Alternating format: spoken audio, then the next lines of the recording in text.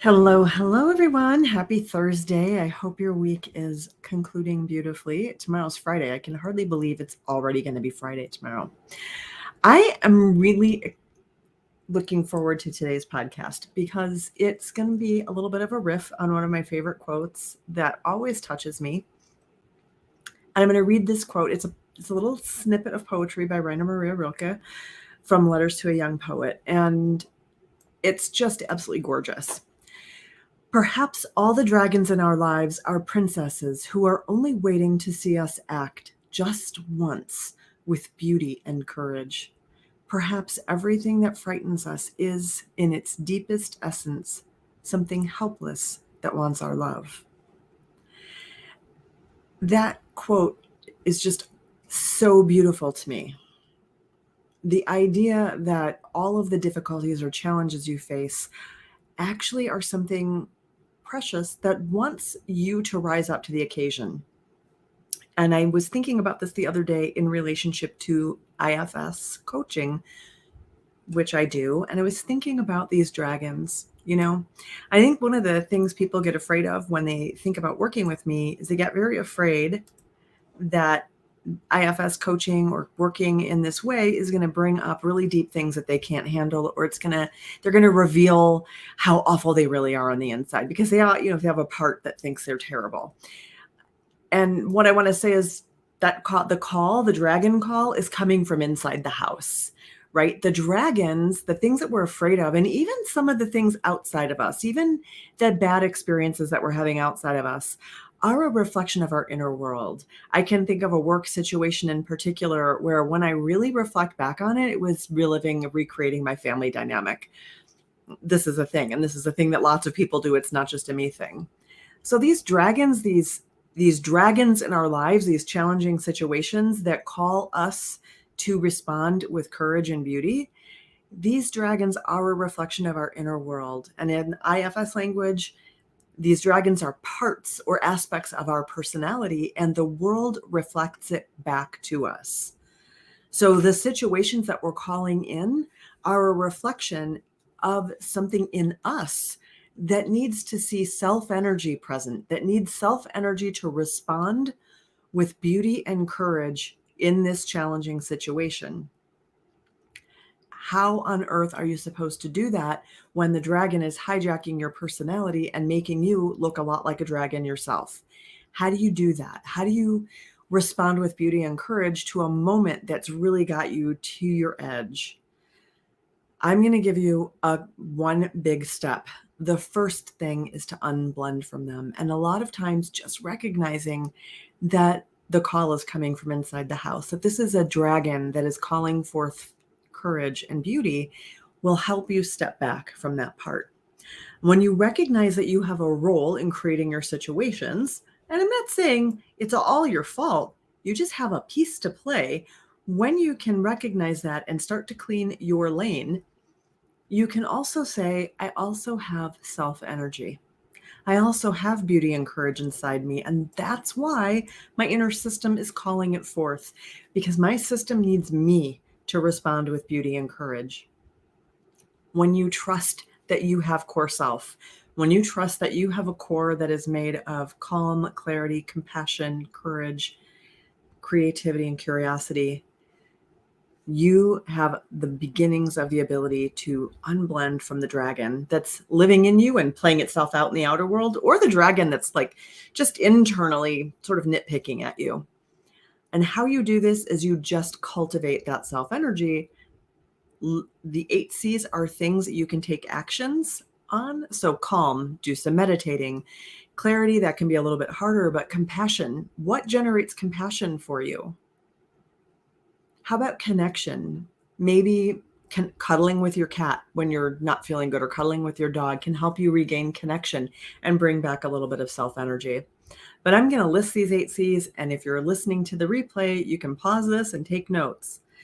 Calm, clarity, compassion, confidence, connection, courage, curiosity, and creativity. You can make a list of 20 things that help you get in touch with any of that. And that list can be your go-to when you're feeling the dragons are squawking at you. The next thing that you do after you unblend from them, because when they're hijacking you and when they're super active, they're so close to your face so that's all you see. And it can be that way in a lot of situations. It can be that way with friends. It could be that way at work. It could be that way with your partner. It could be that way when you're alone. But when that dragon is hijacking you, all you see is dragon. When you unblend and get some self energy, you get a little bit of spaciousness, then you can befriend your dragon. Dragon taming. It's what it's about. You just sit next to your dragon. You just get to know it. They're not your problem to solve. They're your part to love.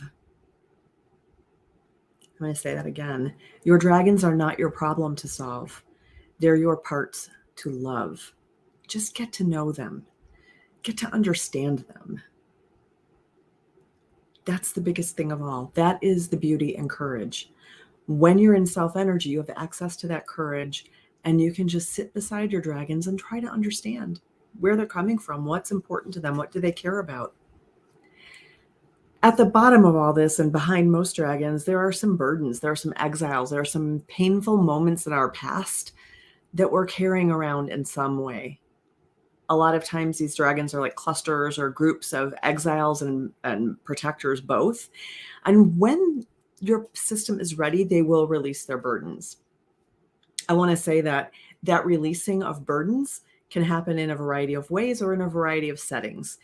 Sometimes that happens spontaneously. I have clients who we really develop their access to self-energy, really develop their, really befriend their part system from a place of self, and their system just kind of spontaneously releases burdens. For other people, we need to sort of dig in a coaching session and really work together to release that burden. And other people need IFS therapy. Some people read books like No Bad Parts, and they find that unburdening just starts to happen spontaneously. And when that happens, you can be pretty sure you've rescued the princess inside. And this is true whether you're male or female, by the way. And one of my favorite books is entitled The Princess Saves Herself. In this one, it's a really good book. It's really intense to read, but it's a really good book.